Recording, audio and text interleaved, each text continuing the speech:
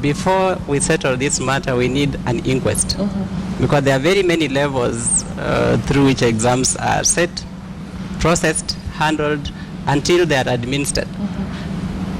Possibility of leakage exists at all these levels, from setting to storage to processing to transportation to administration. We need to know where the system leaks so that we change personnel and we change the structure. That is my honest opinion, because none other than the president himself has said Kenyans like to steal. It is unfortunate, but we cannot start to teach children to steal. Because if we introduce cheating in school, we have taught children that that is the only way in life, shortcuts. And that is planting this culture into our future, and it's unfortunate. And indeed, it seems like it's part of our culture, because even with the KCPE examination results, the CS was talking about the same issue, an increase in the number of irregularities. But he was also very, very strict at that time and very harsh, saying that as a ministry, they're working towards curbing this, bringing down these numbers. So how are they going to be able to do that? Apart from what you've mentioned, looking at every level, what else should be done? Cheating in exams is a crime that involves many people. It involves teachers, it involves people in NEC, it involves parents, because children don't have money to buy exams, and it involves the children. And a criminal maximizes returns to crime subject to punishment.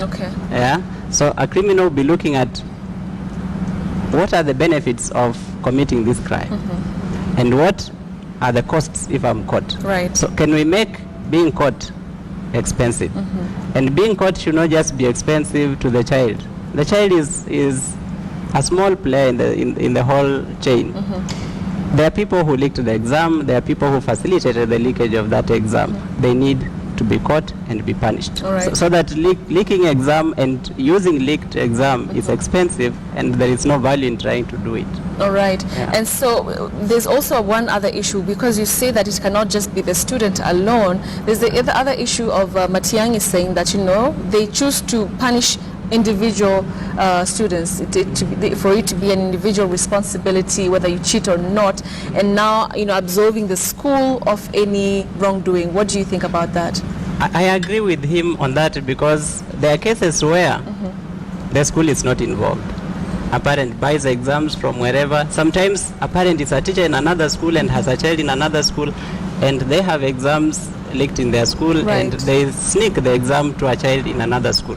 It would be very unfair to punish the management of that school, to punish other children in that school because of this one child who got the leakage. So I agree with him on that. But this individual is not a sole player. There's a chain of individuals involved alongside this one individual. So I want that chain tracked. Okay, so we will be continuing with this conversation on part 2 of our bulletin this afternoon with Dr. Emmanuel Manyasa. Of course, also talking about the number of students now who will be scrambling for the next level.